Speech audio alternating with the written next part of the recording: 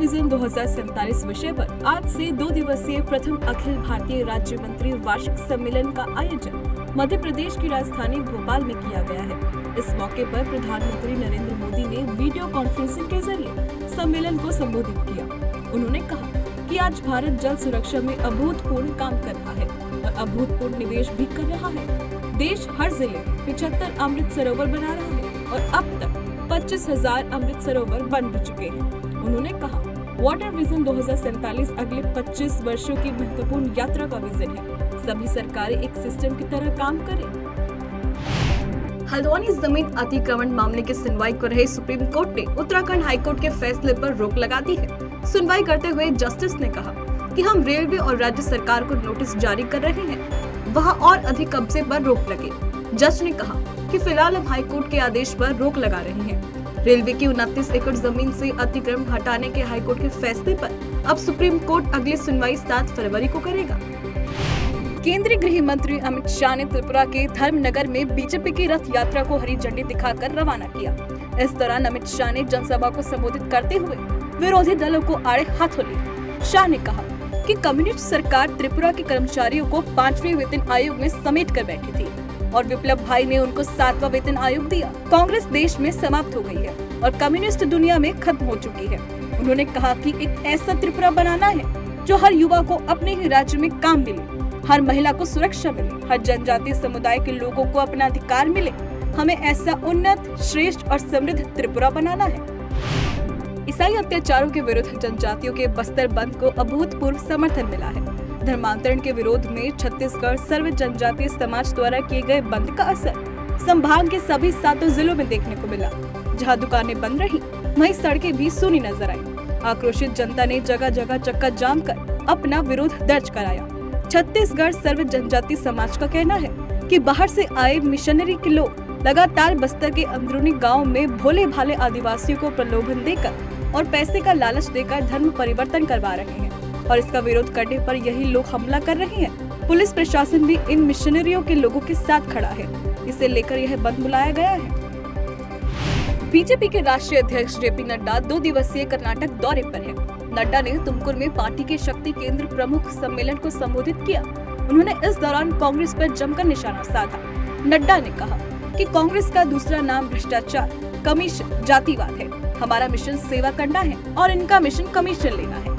ये भाई को भाई से लड़ाते हैं। नड्डा ने कहा कि कांग्रेस वोट बैंक की राजनीति करती है। वे लोगों को जातियों और क्षेत्रों में बांटते हैं। उन्होंने जातिवाद और वंशवाद की राजनीति को बढ़ावा दिया है। केंद्रीय सड़क परिवहन और राजमार्ग मंत्री नितिन गडकरी ने बेंगलुरु चेन्नई के डेवलपमेंट का जायजा लिया और प्रेस कॉन्फ्रेंस में कहा कि 17,000 करोड़ रुपए की लागत से नई ग्रीनफील्ड परियोजना बेंगलुरु से चेन्नई एक्सप्रेसवे मार्च 2024 तक तैयार हो जाएगी, जिससे 285.3 किलोमीटर 4 लेन की परियोजना यात्रा के समय को बचाने में मदद करेगी। गडकरी ने कहा कर्नाटक में 71.7 किलोमीटर की इस भारतमाला परियोजना पर 5,069 करोड़ रुपए खर्च होंगे। उत्तर प्रदेश के इलाहाबाद हाईकोर्ट ने तलाकशुदा मुस्लिम महिलाओं के गुजारे भत्ते को लेकर अहम फैसला सुनाया है। हाईकोर्ट ने कहा कि तलाकशुदा मुस्लिम महिलाएं अपने पूर्व पति से सिर्फ जीवन भर गुजारा भत्ता पाने की हकदार नहीं है, बल्कि गुजारा भत्ते की रकम इतनी होनी चाहिए जिसमें वह पहले जैसी सम्मानजनक जिंदगी जी सके। अदालत ने टिप्पणी करते हुए कहा कि इस पर सिर्फ लिंग या धर्म के आधार पर मुस्लिम महिलाओं के साथ भेदभाव नहीं किया जा सकता। साथ ही कहा कि महिला जीवन भर गुजारे भत्ते को पाने की हकदार तभी होगी जब उसने दूसरी शादी ना की हो।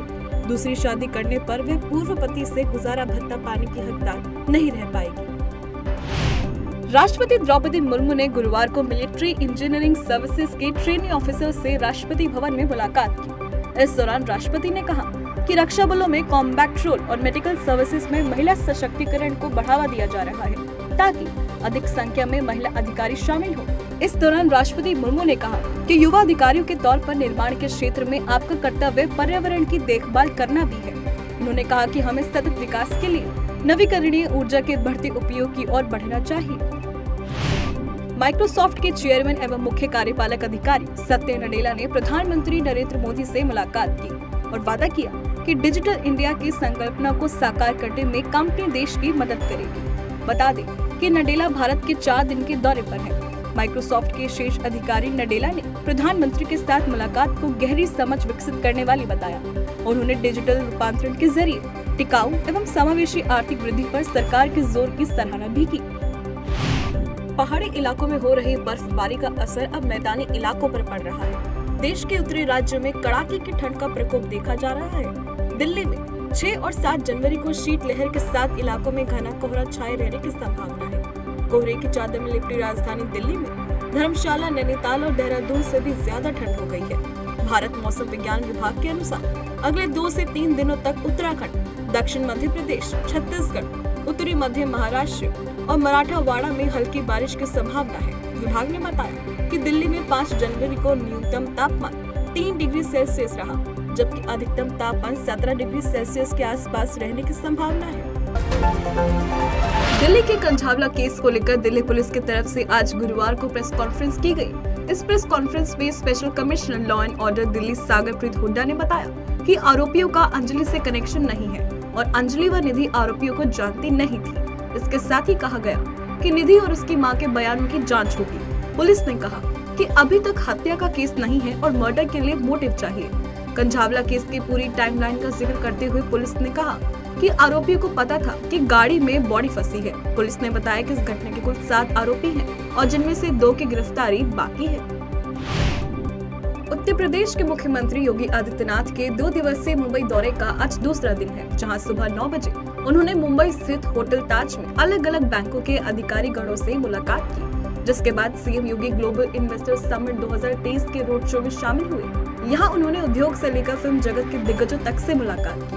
उद्योगपतियों को उन्होंने राज्य में ज्यादा से ज्यादा निवेश करने के लिए आमंत्रित किया।